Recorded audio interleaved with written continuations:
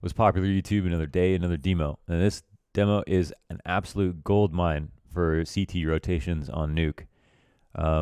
We have a demo that's going to be pushed back that was submitted last. I'm going to try to record. I might do 2 Patreon demos soon. The next one's from Spencer. This one's from Mr. Michael. I'm going to get to it in a second. It was so good that he told me to look at the CT side. I normally would look at both anyway, but there was so much stuff on CT side that I wanted to just focus in on it and go round by round. And I've got like a lot of stuff to talk about. And this is honestly more helpful, I think, to watch this to understand CT side nuke rotations than to when I even talk about a pro demo where there's a lot less. I don't want to say mistakes because there's a lot of good stuff in this CT side as well. But yeah, this is a really good demo. Like I found this to be incredibly interesting to watch. Is one of the most fun demos I've watched in a while. So I'm gonna go ham on this one in a second. I'll keep the intro short because I don't know if the video will be long today. But just an update. So basically, today I shot content. Yesterday I shot content. We went all around Copenhagen to shoot a bunch of content for Blast. We made like 5 videos or something. Went to Tivoli. I jumped in the ocean. Connor got naked and jumped in the ocean. We made open face sandwiches yesterday. We did, what else? We biked around the city on electric bikes. We did a bunch of stuff, and all these videos are going to be on a Blast. Okay. So some of the content's on Instagram.com/laundersmoney. That's where all the behind the scenes stuff for the Blast shoot today was. I put a lot of stuff on there. And yeah, I did a Twitter fleet on a Twitter fleet, which is like Instagram stories for Twitter. I understand people don't really like the fleets because it's like stories on another website when they already had them on Instagram. It's like, why? I personally do see huge value in it. So I am not going to post Counter-Strike stuff on my Instagram. It feels like a place for me where I put lifestyle stuff. I don't really connect Instagram with Counter-Strike at all. I don't really talk to my audience there, anything like that. That's just most of my lifestyle stuff. But on Twitter, the esports stuff, I do everything there. So I tweet on average 30 times a day this last 28 months, so like 28 days. So I tweet an insane amount. And this last Twitter story or Twitter fleet, I just talked about the hashtag free melee thing. And I just want to quickly go over that as well. Basically, the deal is that Super Smash Bros. Melee is a 20-year-old game. Since Melee's come out, a number of Smash games have come out that Nintendo have created. The newest one is Smash Ultimate. In 2020, with nobody going to in-person tournaments, a lot of fighting games and a lot of games in general have relied on online play. Melee is one of those games. Melee, of course, is a Nintendo GameCube game. It would not have online play if not for originally Dolphin and now this mod called Slippy, made by a community member. An absolute godsend. Now, let me tell you how big Slippy is, okay? So Melee's still popping off, huge dedicated community, lots of fans in different games, thriving on Twitter, doing great. But tournaments are not possible with Dolphin to have reliable results because of input delay. It's good online play. You can play with friends. It's good if you're close. But for farther away across the country, and the U.S. is a big place, and that's where most Melee players are, it's just not good enough. With Slippy, you could play from NA to Sweden, and it would be viable. Like, it's even more viable than playing Counter-Strike in NA and playing with somebody and playing on a European server. It's even better to play Slippy there. Slippy has better input delay online than Ultimate does on LAN. Okay, if you're close enough. I'm not even kidding. That's how bad Ultimate is when it comes to input delay and how much it suffers from a network side when you try to play online. And in 2020, with everyone isolating and a lot of these people, again, in America, and a lot of these people isolating, There's no chance that they can play in-person tournaments. So that means that Ultimate right now is pretty much fucking dead. Like nobody wants to play online. No tournaments are playing consistently. But Melee, on the other hand, is doing extremely well because Slippy, which was again created by the community, is absolutely insane. It is allowing for, like, I'm listening to the Melee podcasts and stuff, and they're saying that between top players, they're counting Slippy results as valid as LAN results. Like Mango said that he believes that his results in Slippy at this point, he doesn't believe that people are going to fall off when it goes back to in-person tournaments. Like that's how good he thinks these results are. That's how good this is. And now there's a lot of history, and I'm not going to go over all of it, but basically, because Nintendo has had new games come out, they're a company that has to make money and whatever, and you know, since they've had new Smashes come out, and the newest one is Ultimate, they have all the time, actually, have done this for many years, have tried to actively harm Melee so that they can't continue by telling them they can't run tournaments. Famous examples of EVO 2013. But because there was actually so much community backlash, they allowed Melee to be played. But here in 2020, they just canceled one of the majors, the Big House, and told them that they weren't allowed to use Slippy at their tournament and therefore could not let their tournament operate. This is the only way the tournament could operate, by the way. Nintendo know this. Everybody in the community knows this. The community needs Slippy. But they cited the problems with emulation and the thought of a mod, neither of which are they're beside the point. You know, this is Nintendo actively trying to shut down Melee because it's doing so well, making Ultimate look terrible. And like, you know, call them losers if you want, that they base their careers off these games, but this is their life. This is their life now. You know, Toph tweeted that he quit his job as a full stack developer, and because he wanted to make content and commentate Melee. He didn't say that he quit his job and can never work again as a full stack developer. He's just saying he chose the career path to go do that. Okay, he's not somebody that you can call a loser because he's now doing Melee when, oh, why did you quit your full-time job? You know, why would you ever do that? He can go back. He's heartbroken about the fact that now, since he did make this career decision, he might have to go back to doing something like a job that he would rather not do compared to working in Melee as a content creator or whatever.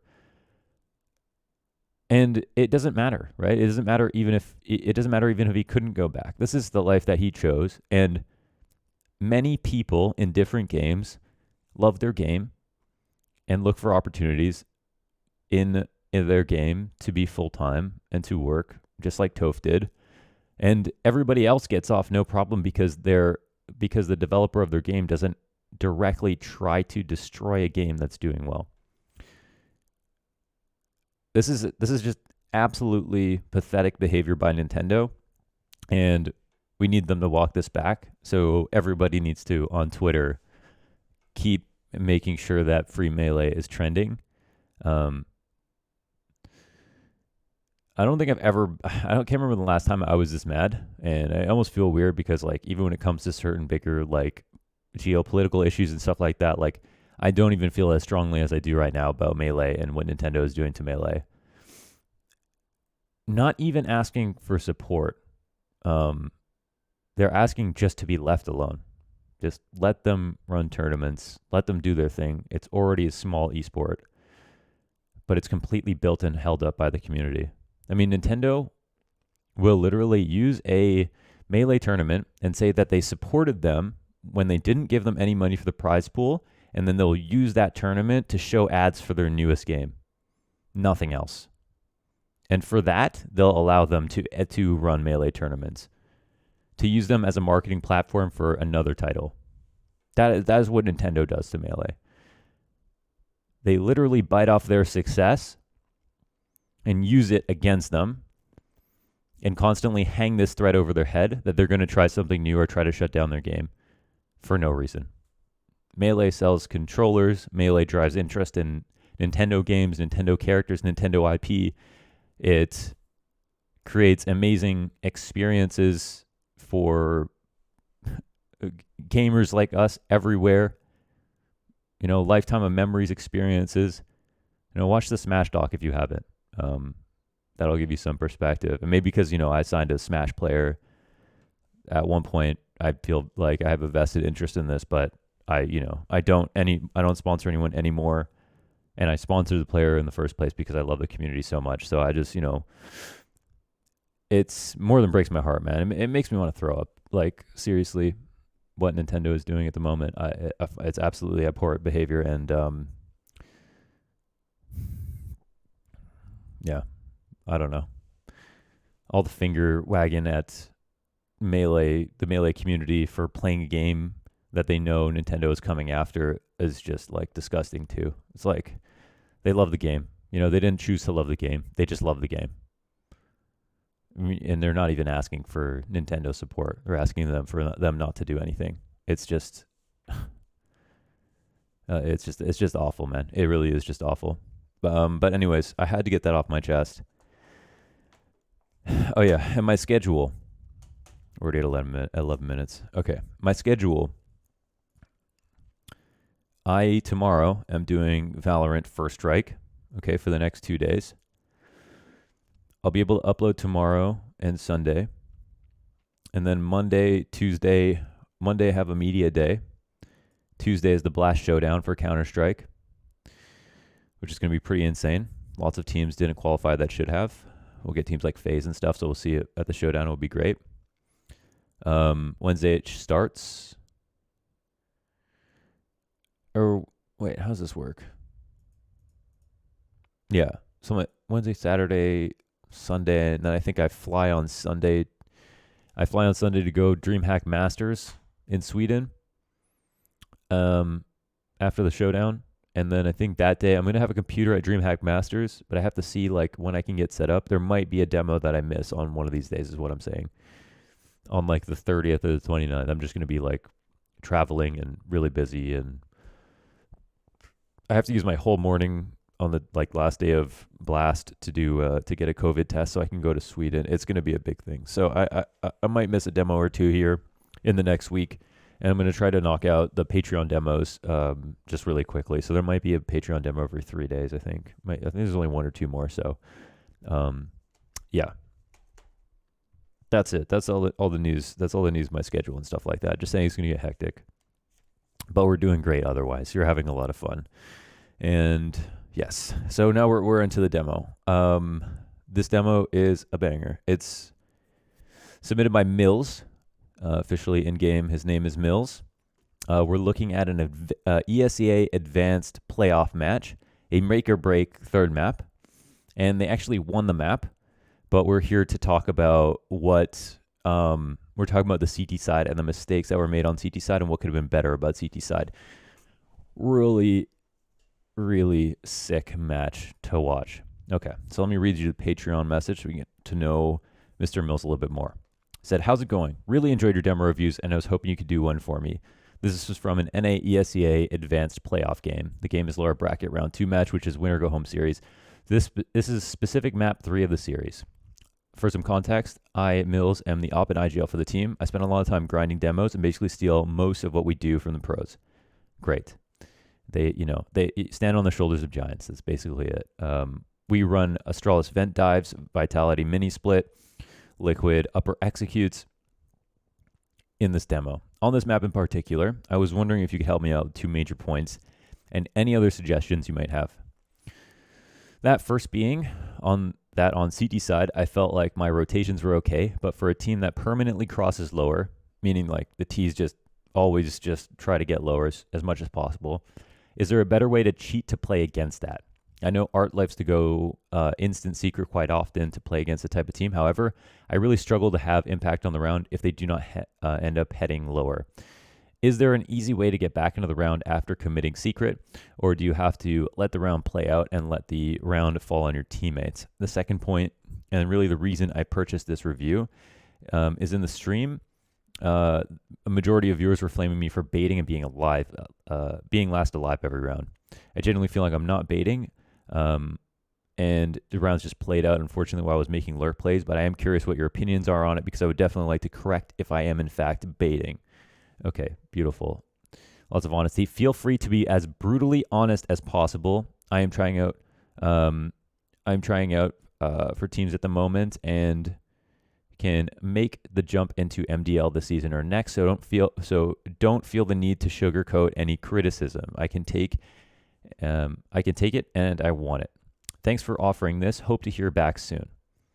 And then cites a miscommunication in the very last CT round. Okay, so lots of good stuff there. Seeing some self-awareness, loving the perspective on the game, and asking for brutal honesty and everything like that.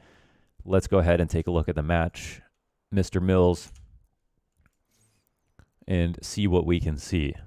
So I will use this pistol round to talk a little bit about some of the things here. I mean, this is a very strange pistol round from the T side, so let's just take a look and see what happens. And I might just talk about things in a little bit of a general sense here. There's nothing actually that's done wrong from your perspective on this round, but Nuke is obviously one of the most difficult maps to rotate on, and there are a lot of, it feels like, unique rotations that need to come in at any given time. You typically have two upper players most of the time, and those are your most static players, right? A guy who sits on the top of hut and a guy who sits somewhere inside of heaven or on the back of the site and tries to hold. These guys, they're going to be, your two main anchors, and everyone else's job rotation-wise is a little bit more complicated most of the time. You upstairs always need to make sure you put enough pressure on Squeaky so that people cannot feel like they can vent dive. But even if you put enough pressure on Squeaky, there's always the possibility of the vent dive. So lower is a threat no matter what. And that's something that's really important to think about. And so a lot of the questions in this demo pertain to, like, what do you do when it comes to teams? The question is, what do you do when it comes to teams permanently crossing lower? But I think that relates to what do you do to teams that are getting lower one way or the other as well. So here, there's the vent dive. Again, this is just with a Glock, but it's just always going to be possible. I think the main thing here is making sure you can get downstairs as quickly as possible in this situation. So I think there was so much noise going on that you didn't even notice that somebody had vent dived with the bomb, so nobody followed up. And it was just one player with a Glock, so that could have been a denial of the plant in the first place. But fortunately on this round, you guys don't lose anything, and you invest it into 4 FAMASes.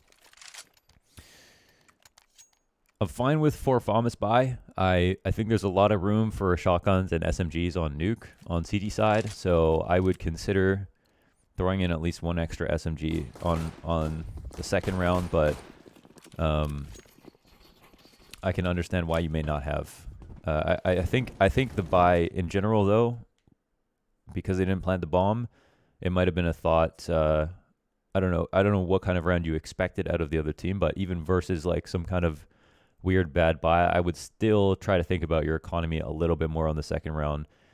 Maybe not buy FAMASes, but like, it's a great gun, but it's about the kill reward. I think that will make a big difference moving forward. So here, we're going to look at Millz. Okay, so this is an example of really good cover. You and Jonesy are tethering off each other, and whether or not you're actually talking, you and your mini player need to be communicating as much as possible when it comes to the spots. And how it works is, if Jonesy has to watch forward inside of mini, you're the guy who has to make sure nobody drops on his head, right? It's not Jonesy's responsibility to ask you to cover things for him all the time. You just have to be aware of what he's looking at and try to play the best. You're behind him. So I think that's just the key thing here. And you do a good job of really locking down mini so that he doesn't die. And now Jonesy's on full alert. And I think this round is just played out very, very well here. So now it just comes down to 2 people. So far, so good. Except now there is a play where you lose verify on the ramp. Okay, so here's where things get incredibly interesting. Jonesy gets into lower as quickly as possible. Ramp has been taken, but there's no information for the CTs. And they do a really good job here of just cooling it. They play it very slow. And this is something that is scary, of course, for CTs to see something like this. So Maxo makes a great rotation, takes over lobby control, and makes sure that they can't fall back out of ramp. But because of the amount of time that gets taken off the clock, so here's why Max's rotation is perfect, because if you're threatened by heaven, then you should try to take lobby control. That's what you should do on CT side. So Maxo does a great job here, because if they take upstairs, then he can retake from lobby, and if they come back lobby, he can maybe catch them off guard in lobby. And if they don't do either, he still has lots of information to give his team. That's why this spot is key. So he plays here, he picks a good angle, he holds on to it, it's fine. Millz, you came downstairs, you looked and didn't see anything, you fall back outside, and your teammate here is sitting behind decon door. All right. Decon door is definitely not the worst spot to be, but I would say this round rests on a very fine margins. And here's a position where the T's have decided to walk into lower, and we'll see that in this spot, if you had two lower, all right, let's say you don't know where they're going, but if you had two lower, you would have been in a much more comfortable spot, even if they came upstairs, okay? Because Maxo's position in the lobby is key, it's strong, and it's safe right now. It's super safe, right? For a long period of time, it'll be very safe. And we'll see in this position, you come back to scour information outside. I think it would have been a really good spot for you to, instead of actually go back and look for information, get into control, get control side, like by the door, get into the control window and take a really dirty off angle, pressed up against a wall, play a one and done in this 3v2. And either have Jonesy stay there inside of decon, or rotate back to lock off vent, or to get to the decon stairs and watch anybody that could come down secret somehow, in case that's possible. Because at this point, the options are a little bit more open, and that's why the T's played it well. But now we're going to see them crossing into lower and throw two smokes down, which makes this a full-on retake, which really strengthens the odds of the T's. Jonesy, one key thing here is when you tried this spam, and we'll see a bit later in the demo, you're not shooting high enough. So right here, I don't know if you can see this actually. So right above this light is where you need to spray to do the most damage possible, but you actually hit them through the concrete over top of the door frame and do a lot less. So a bit of aiming for the ceiling to actually spam them through the floor is the key move in this spot. Now here, you guys lose this retake, but I think you got very unlucky because Hyena hits a ridiculous shot, but I still think that this is a spot, like that is just absurd, but this is a spot where you could have handled it better before this potential situation even came in. And this is part of the reason that they're able to win this round. Is like they created a timing window where you were uncomfortable, and that's where variance comes in. Like, yes, Hyena's shot is insane, but still there was a better way to play it in that situation. So I would favor, in a spot like that, more emphasis on control side, which threatens Nico plant, which threatens all of that side. And if you have somebody on decon as well, you're in such a great spot where decon can open the door if it gets smoked and shoot through it, and then your control side can open and you just double whammy, like no one's looking on that side. Or you're sitting control window, which cannot be closed and must be smoked, and try to catch a one undone and be in a 2-on-1 position, which makes it infinitely harder to find a plant, especially if you also have someone decon. And again, if they go back upstairs, you have the ability to rotate out, and you have a really, really strong after plant position, right? A retake spot. So that's a round lost to a clutch, but the early round goes well, right? The early round goes well. Everything is good from the beginning. And okay, so now We've got the classic situation, pressure outside on an establishing rifle round here, where you're trying to feel out the T's and see what they're doing. I really like the op presence in this spot, and I like how you're moving around the boxes, finding new angles for the fight. Staying here is totally fine. I think you'll see a lot of operas, especially like Device, they'll sit here, they'll wait here, Simple will stay here, and you take that peek every once in a while out to the left because you create a really big gap on the right side. But I think the timing for this and how much you're focusing on this is perfect. And then the only thing that you need to be worrying about is if they make that full-on wrap all the way around through hell. But because they're scared of the op, of course, it's going to take some time.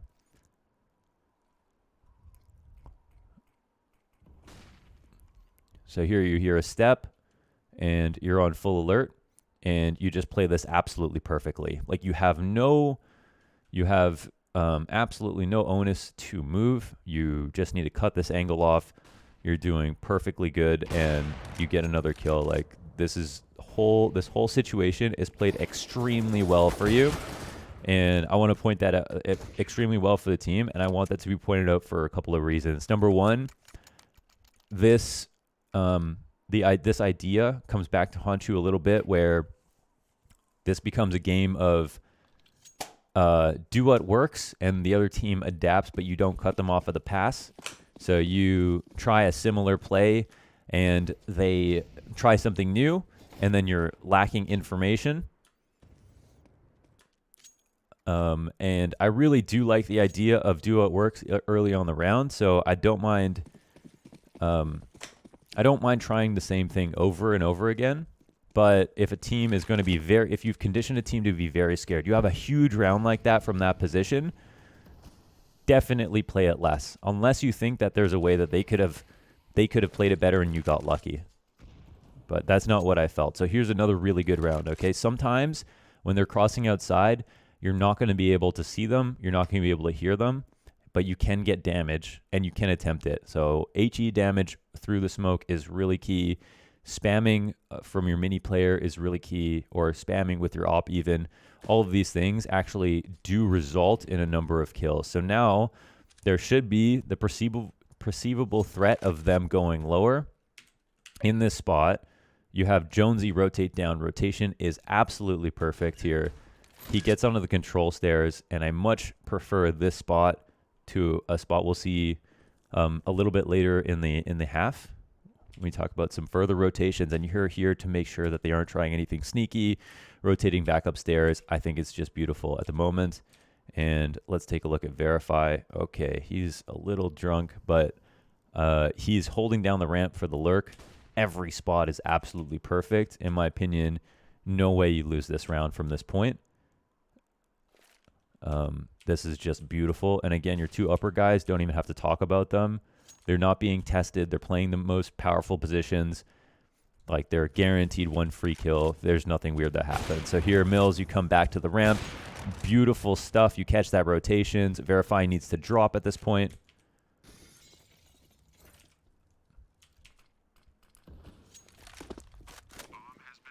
Okay, and then there's a threat. Sorry about this.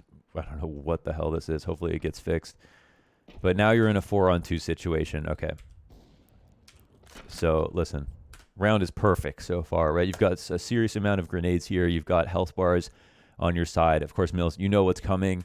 A really, really awful retake, but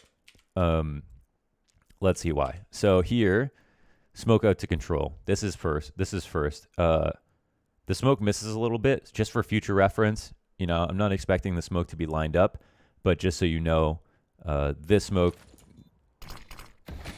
it doesn't cover all of the angle here, and because it bounces a little bit strange. And now the retake is good so far. You guys are moving across the side wall for the retake, which is really good. But then nobody watches for this, and Belenko gets 2. And this leaves a position for Ebb over to like find an opening in the round, and by a very small margin, the bomb gets defused. A very, very small margin.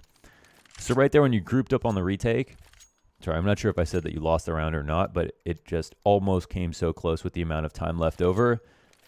The only thing there is Belenko should not be able to kill 2 people in the side when the bomb is getting stuck, when it's planted for somebody in decon. So the only thing about protocols there is that smoke needs to be cleaned up a little bit, and then you don't get flustered by the control guy until you find out where the other guy is. If everyone gets tunnel vision in that position, situations like that will occur, right? It's not really about the overall strategy of the situation that's would cause you to lose in a spot like that. It's more like what happens mentally when like there now appears to be this threat that you weren't aware of. Everyone gets a little bit panicked, and like doors start getting open that weren't open before. Say for example, control guy didn't make a peep.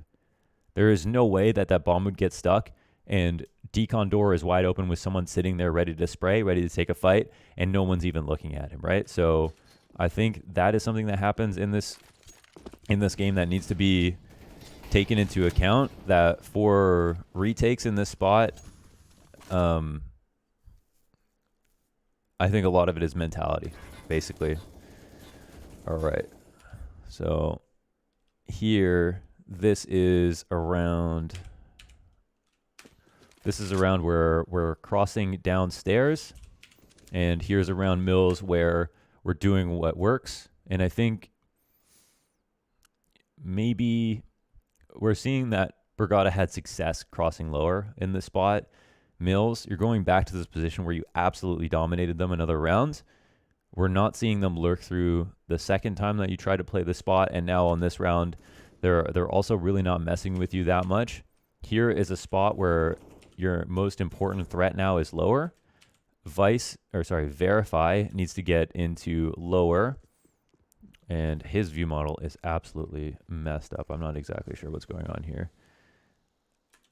And let me actually go ahead and show what the spam looks like from his perspective.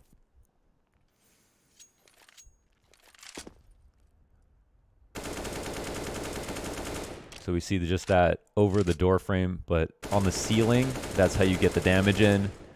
And then he really punishes Verify into an awkward spot here. And then Millz comes through to catch ramp. This is perfect. So Verify can focus on lower. And Jonesy is, I think, overstacked upstairs.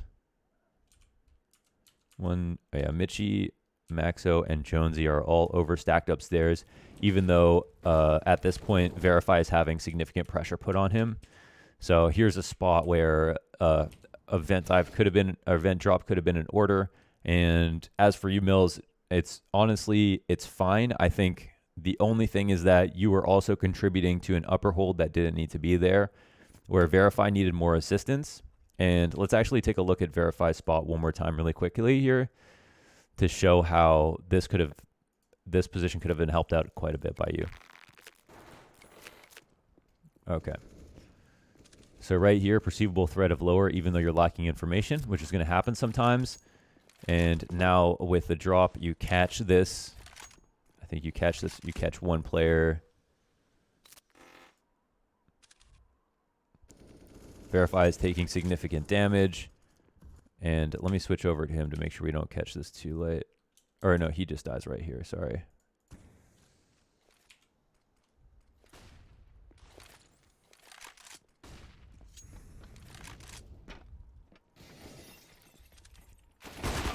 So there's a spot where if you were there, I still think you lose this round. Like if you're peeking, like maybe you could have a heroic play and they don't smoke you out and stuff.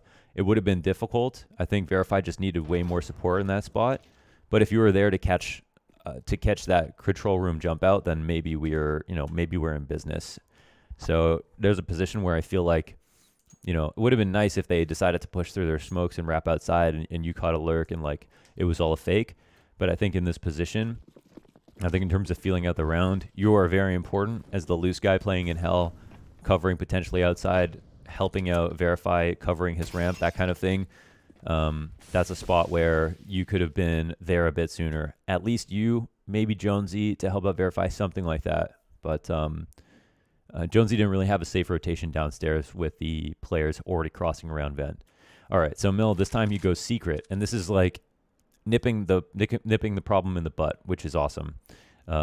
This way your teammates can worry a little bit less. Verify doesn't have to drop so soon. You can cut them off and make sure that they can't go lower. And now pressure can only be put on Verify through ramp, like very simply. So we'll see how this gets played out now. Verify will get some information and drop. This is really good for Verify in this position. He'll come back up the ramp and find a new position to fight in. This is all well and good for the moment. Jonesy moves out of dodge, and then you move up, which is also fantastic. I like that you're calling out and not being afraid of calling out this information. So Mitchie dies, and then you move in. You get a collateral, and you look to finish the kill, not expecting so many people to be there. But at this point, with all of that damage in mind, I mean, this round is absolutely locked up. So that is really good. And in general, I love how it's played. But, oh yeah, okay. So, all right, we can go back and watch this. This ends up being a 1v2. We know we talked about when a T is left alone upstairs by the vent, you're always going to drop on the 1v2. It's just a smart rotation to do, especially that late in the round. So let's just see how this happens. Okay. He did have an op the whole round, so that is something to account for. And here's the outside play. Things get very hairy. Everybody gets mowed down. Bomb gets recovered here by Hyena. And now with no chance left to fight upstairs safely, he's going to drop all the CT's attentions here. He's going to knife out, go plant. This is where it's a handshake agreement from both sides. We know what's going on. The door will actually be left open in this position, and he'll invite the duel to come in. And there it is, one and the second. And it's a really well-played clutch by Hyena. It's hard for me to even say that the CTs should have done this to play it a little bit better. You could say, oh, they're supposed to throw a flash here or a jiggle peek here or something like that. But it's, like a jig. There's no guaranteed move there that will make sure that you don't get opt. The other option is, you could have said, they could have split up and played control and decon together or separately. But either option would be its own risk. And double decon versus an op should be fine. That could be a great way to trade. So I don't want to read too much into that. And now I'm going to actually skip through this round as well.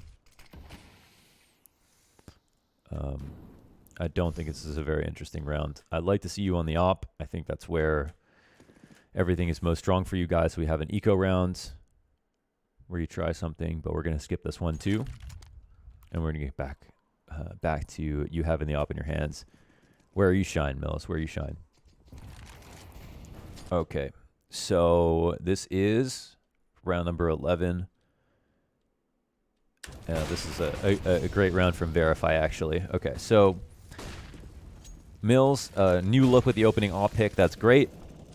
And you guys actually get it of dodge. Jonesy does a great job of staying aware. I think, honestly, I was very impressed by the way Jonesy played on a lot of these CT rounds.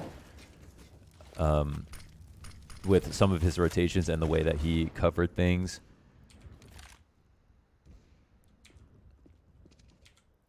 And sorry for the Starlighter observing. Mitchie dies upstairs, and this comes down to Verify. And in the spot, Verify tries something different. Instead of dropping down, he goes for the hold here. And it's just a beautiful angle. Absolutely destroys this late walkout. And you guys had a lot of options covered. You had the ramp flank. You had the outside player. I think that was just a really nice round there by Mr. Verify. Okay. So here's a really key moment in the game. Let's take a look at where Millz is. Omping outside, just trying to catch and punish anybody who's coming quick outside. So far, we've seen the smokes get respected here, these cross smokes that come out. This time around, we've got the L smokes outside. Millz are going to throw the flash. Sometimes these smokes get walked through, so Millz is going to go ahead and watch for this and see if there are going to be any tricky rotations. And in this spot, a couple things happen that there are sometimes late ramp flanks. But once the smokes are up, everybody just cross here, okay? So this is a spot where Verify drops. I like this. I'm sure you communicated this to Verify. They could be lower. Millz, you pick up the ramp. This is great. Verify, this is the spot that I think is a problem here. I think Verify's been punished a couple times in lower. So he plays this position. I think this is a spot where he smokes out control, but it would have been a good spot to try to maybe get into control. Because in the position that Verify is in right now, if he dies, it's too late, right? If anybody kills him in this spot, then we know it's too late. If he dies in control, he might get information just early enough for, like, for example, a rotation for Millz. If he comes to pick up ramp again, he might be able to get into a spot to trade control player coming out. In the position Verify's in, he has to kill, or his team loses basically right here. So now we catch a rotation, and I think this holds your attention for a little bit too long here, Millz. So we spot everything, and we're not seeing anything. But at this point, there is still the threat of the lower cross that I think you had accounted for. But at this point, you're thinking it's going to be some kind of upstairs play. But let's see here. Verify is now spotting ramp because nobody is picking this up for him.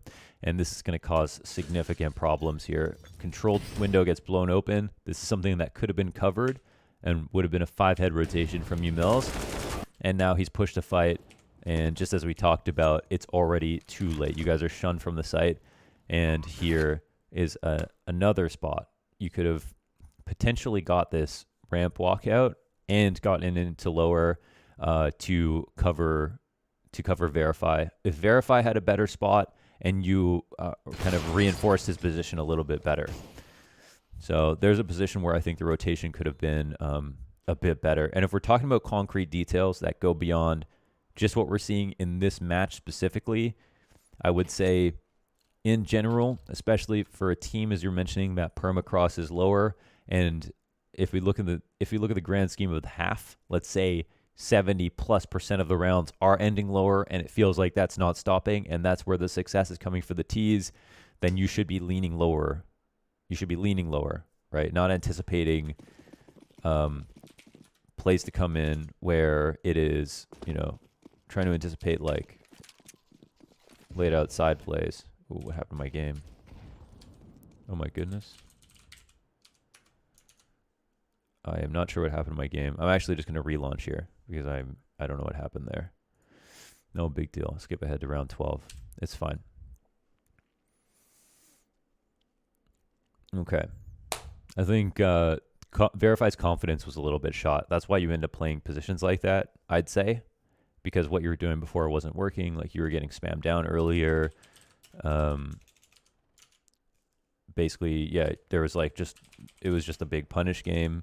And that's why you can kind of fall into somewhat more passive positions, and then those end up getting punished even harder. And then again, the problem with really passive positions is you might be good for one, and you should be good for one, but then you get the information too late when the kill comes in, and it affects the CT rotations, which changes the timings, which makes it harder for everybody else. And it's a tumble-on effect, really. So I think in terms of rotations, there could have been, at least from you, Millz, if we're going to focus on this, if this is not the team that you're playing on next season, which is something I kind of glazed over when I first read your Patreon, is really looking at everything about the CT side, I would say focusing in on trying to understand when your ramp player needs help. Honestly, Simple would be a good guy to watch on Nuke. I would say he is the most rotation-heavy player that I've ever seen on this map, and I think he always follows instinct, which is really key. You seem like a player that also does follow instinct for the most part. Trusting yourself is huge. And I think we're now back into the game. I think this is a round I can skip, actually. And we can talk about another rotation thing here. So this is actually another good look here from you. So I think he felt uncomfortable with the idea of denying or playing here, but getting shut out of helping upper. But what we've seen so far is a lot of lower play. So I think this is a smart adaptation by you. And you again play the spot really well to do and get 2 here. It's all fantastic. Jonesy outside in this position kind of made things awkward. Verify gets killed again. This time at the opening of a ramp to lower, and that leaves your 2 upper players to try to pick up pieces. But I think this is a spot once again where this time I believe Jonesy could have been the guy to reinforce Verify's position. And so Millz, let's take a look at this to understand once again why it would actually be good to send a little bit help to the way of ramp to make sure that you have a better chance of winning rounds versus lower hits. And we'll look at it from Jonesy's perspective. So he sees a vent dive come through, and here's the fear. So the better rotation here, instead of turning the corner and holding outside in this spot, since Verify now has to worry about lower. And my demo is all sorts of broken. Crosshair's not rendering properly. Here's a spot where Jonesy, I think, would have been better off to refresh Verify's position to catch that ramp lurk, which comes out sometimes, and for Verify to get downstairs into a spot more comfortably. And then you're in a really, really strong spot to defend against lower. And again, we're just looking at such a high percentage of lower hits. These rotations would have been so much better.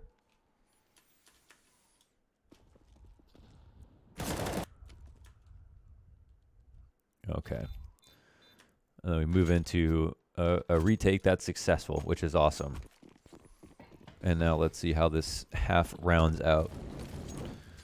So I do think also as an IGL, there was, I think, a couple of times this half Millz. I think you forgot when a round went really well but ended badly. Sometimes on the retakes, there was a little bit of lack of cohesion. I think 4v4, 5v5, most of the time the rotations were pretty good. And I think as an opera, you're creating value and having a lot of impact and moving a lot, which is awesome. But I think there was a couple of situations where the round fell apart at the end, but the beginning to it was really impactful and good. And I felt like one of your main problems this game was going back to the position where you had a great round, but it wasn't a consistent threat, and that's within Hell, right? That awesome 3K round that you had in Hell, you had that locked up. In the future, they kept throwing you a little bit more. They gave you 1 kill outside, but ultimately the biggest problem was downstairs, and the rotations downstairs were a bit wonky from that perspective, so there was a little bit more that you could have done there. And here, you actually mentioned at the end of your demo that at the end of your message that on round 15 there was an issue where the communication was somewhat off, and then you thought this vent cross was being spotted. So there was no one that could have been here, and that's why you came out this far. Of course, if it would have been nice to know if there wasn't like that kind of communication, what could have happened there, because playing from control side on lower as a CT can be very powerful, and that was almost never done. So, I mean, this is a big reason why the Ts were able to win so many rounds and why it's a strong position for the Ts to get into. And everyone just gets pushed out of their spots. So, yeah. We're coming up on 50 minutes now. I think the CT side was everything. I think I really like what I saw, honestly, from you, Millz. I think if you had a huge hand in making sure your team could rotate efficiently and, you kind of like coordinated things a lot, I think you're doing a really good job, honestly. I really like this game. I think there are obviously some issues. This is the whole point of this demo, is to shine a spotlight on what the issues are. And I don't know what the fuck is wrong with my game. It feels like my graphic card is bugging out or something, but okay. Oops. Why did I do that? I don't have a practice config here in Copenhagen, so I'm just going to throw in a couple of commands. But yeah, I think you identified a couple of key things, like when there were lurks and stuff like that. But the meat and potatoes of where they would go, I think you got to trust yourself a little bit more.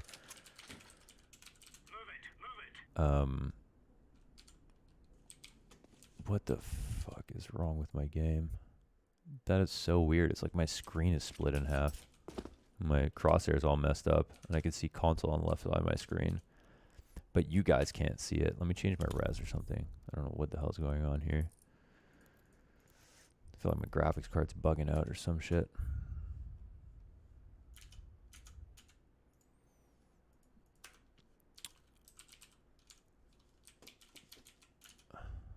You guys see that still? Okay, it's still that way. I'm not exactly sure what's going on here. I'm a little bit weirded out, but okay. MP start money. Let me just put in this commands really quickly. MP freeze time 0. MP. I'll just put SV cheats on 1. I will put, what other commands would we like to have? MP warm up end. MP restart game 1. MP, I already put the start money at, I put it at 1600. It will go 16,000. MP restart game 1. And SV infinite ammo 2. And then we'll get in the game. Let's see what's going on. I haven't even played Counter-Strike at all since I had my back injury, so mouse feels kind of foreign to me. But just to go over what Millz did, that was so good.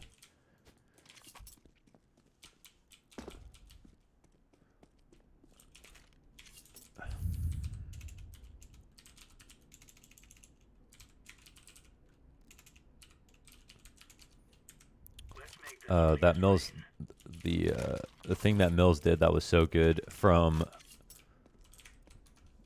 inside control. Bear with this crosshair. And my screen's like split or something. I don't know what's going on. That's really strange. And what you'll see from a lot of operas, and you can see that he's watching demos, is the way that he was watching these angles. He was taking care of all of these positions when it could have been an outside lurk, and then once in a while kind of going out this wide, but not overly doing that. And then there was that great round where he came back and watched for this flank or this huge lurk that came around from the outside. They made a mistake where they made noise. But typically, if you're going to be opping from this position, like you're trying to find your 1-2 fights, like, you know, play with the timings a little bit, but not, you know, come back over like this and that too much and then come out here and expose yourself to all these angles. You do that like once basically, and then you can kind of like fight from this position, but not maybe peek this far out where they're holding for you. And then you're doing a really, really strong job for holding. So in terms of their ability to try to wrap to ladder to heaven, there was no way. There was no way on your watch. You have that mapped out. And they were smart to not test it again because you just played it really well. So that's where throwing in more of these positions where I thought you played this really well too. I think you had the correct angle. You played the smoke properly. I think you should have introduced that more, where you played from down here watching, but then when you didn't get info working up, when there was some pressure put upstairs, ignore round when conditions 1. And then coming back up for that play where you got the kill or you got the double kill in through mini. That was awesome. I really like to see that level of kind of initiative. I think that's so key for your operas to not be scared in those spots. Where we're talking about where we lacked, I think your ramp guy needs to be able to communicate what he needs. I think Verify needed to play more variety of spots and shouldn't have fallen back to this. I think there was a couple of positions where he would have felt more comfortable, where if you were watching this, he wasn't in a spot watching this. That should never happen, especially like 5v5 or whatever it was. Then you could have been more assistance to him to help him win lower. But yes, like you did catch the ramp lurk a couple of times. Some of the rotations were good here. I think more often being aware of your ramp player when they're taking outside control was like the key takeaway. And I don't know how good his communication was. It seemed like you were doing a lot with communication when you needed to. But what we saw in that demo, upper was not a problem. Wraps to heaven were not a problem. So that whole kind of half of all of the things that will happen in a nuke game were not a problem. Okay, I'd say half the things that could happen in a nuke game. A wrap outside to upper, a upper hit straight on, and um, whatever, these lurks that came out. That might be half the game. And then the other half is like outside crosses to secret, vent dives to lower, and anything else that has to do with that, like getting secret control basically. And that's where basically all you needed to do was do more of your secret plays and be aware of your ramp guy if you didn't want to do if you didn't feel comfortable with the secret plays, because as you were saying, you felt like sometimes you felt like you were out of the round a little bit in those positions. That's perfectly normal when you have the op. Like, we talk about your upper anchors, like they have such an advantage to get multi-kills up here that like you, like in a pro match, if you're rotating in through mini and there's a retake, there's always this position where you're going to be sitting behind a smoke inside a mini. Let me just make sure it's still catching this. And you're going to be waiting behind a smoke with a teammate who maybe is your mini guy while your upper players just died, and you're going to have to retake. That's a thing that happens. Okay, I think my game got fixed, which is really cool. I don't know how it got broken. So I think that's perfectly normal. It might be a risk for you, but as an IGL, try to think about what was very impactful from you and what they'll do next. Trust yourself a bit more, even if your teammates aren't giving you the data that you need. Be mobile like simple, and don't and how do I put this? Yeah, don't think about doing your best play. Like, think about doing the most impactful play all the time, right? Like, whatever you think is just gonna like hard counter them in a spot where you think they're going. Like, I would say trust more when you have a huge round like this, that the ghost of you is gonna be here in their mind next time, and you want to catch their adaptation. You don't want to catch them calling out playing a spot like that. Like, you don't want to like the team. If the team was absolutely dog shit, maybe they run headfirst into you again on like some kind of lurk play through a smoke. But they're not going to do it. So start thinking about other things. And if you really don't want to play secret on those rounds, then think about refreshing ramp and maybe just holding here. And even getting in a round where if there is one lurker sometimes on these outside plays and you're worried about, you don't want to give this up because you think they might wrap, well, then the other answer is, of course, to take lobby control with your teammates from upper, and they can push into this. You can catch a lurker, man advantage, clear ramp, be able to retake upper, and be in a spot where you can even get those kills so early that the other team is not prepared to go upstairs and then come back here and literally op them trying to get lower through ramp. And then you have a teammate lower, you have a teammate in lobby, you have a teammate in upper or in hut or something like that. You're in such a strong position. So remember, if a team is defaulting outside every round, then there's a minority at all these other choke points, right? There's not a number of people. If they continuously drop lower and they're throwing cross smokes and getting lower, try to punish the lurkers and take their map control and make sure that they're not going to be comfortable doing that again. That's kind of another prophylactic way to look at your defense, is to punish the fact that they're just crossing for free without even actually attacking them at that point. Okay, there's a lot of stuff there. I feel like I was not my most eloquent today, but I was very excited to do this game, and I feel like there was a ton of stuff to look at. Thank you so much for submitting this demo. It was awesome, Millz.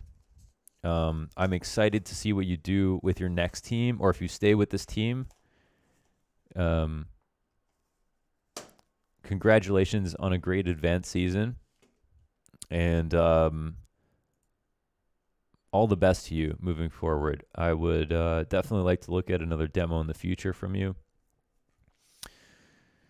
and maybe cast your game one day, dude. As with some of the these other demos, we've got a rank G player demo coming up next. As soon as I get a hold of that demo, there was just some issue where it was a private scrim demo, and I need to be able to download it. So some higher level matches, and they're really fun because there's so much to talk about. But yeah, loved it. coming up on an hour now. Just wanted to say cheers for that. I hope that was helpful. I hope you guys enjoyed. And as always,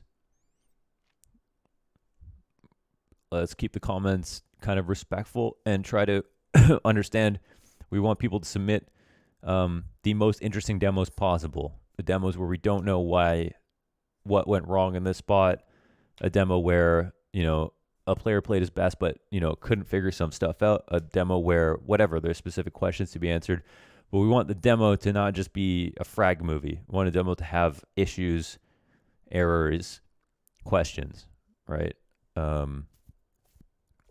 Yeah, so we can keep uploading them, and we know they're submitted in good faith, and we can continue to try to both analyze the demos for the patron, but then also create a piece of content that everyone can learn from, that can help actually understand even Pro CS and rotations, so that everybody can be a bit more critical about what they see. All right, cheers to that. Hope you enjoyed that one, and I'll see you back here for another demo tomorrow. Take care, everybody. Good night.